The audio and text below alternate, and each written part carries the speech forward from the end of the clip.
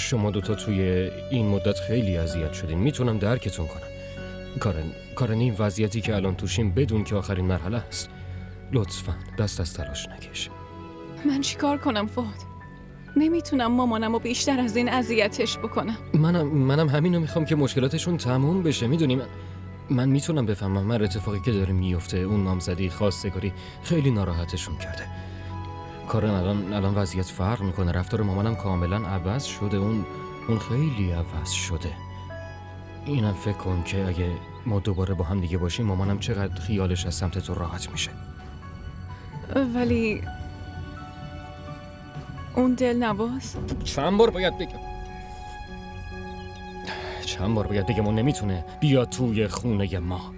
نمیتونه وارد بشه. حرفمو درک کن لطفا. آخه تا کی فهد؟ تا کی نمیتونه بیاد؟ اون نمیتونه بیاد تو خونه ولی ما هم دیگه نمیتونیم از خونه بریم بیرون. من هیچ ترسی از مرگ ندارم فهد. حتی نزدیک بود بمیرم. اون روز میخواست منو بکشه ولی من اصلا از مرگ هیچ ترسی ندارم. من همه نگرانیم به خاطر مامانم فهد. بعدم آره، اگه موضوع فقط خودم بودم با دلنواز میجنگیدم. برای به دست آوردن عشقم هر کاری میتونستم میکردم. ولی فهد فکر کردم به مامانم جلوی همه این کارامو میگیره. کارن ما با هم دیگه یه راهی پیدا میکنیم. لطفاً اگه با هم باشیم با هر چیزی میتونیم بجنگیم. با هر چیزی میتونیم بجنگیم. من همه چی رو درست میکنم. لطفاً بهم اعتماد کن. تو این مورد تنها نذار. خیلی خسته شدم کارن. خیلی خسته شدم. یه راهی باید باشه دیگه. یه راهی باید برای مقابله با دلنواز باشه. خسته شدم.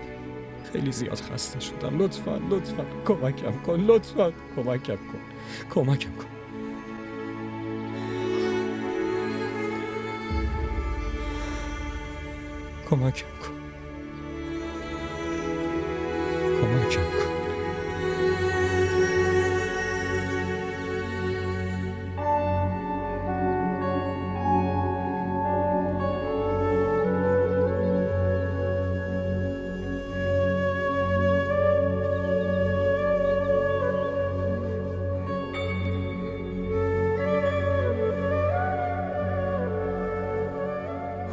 To be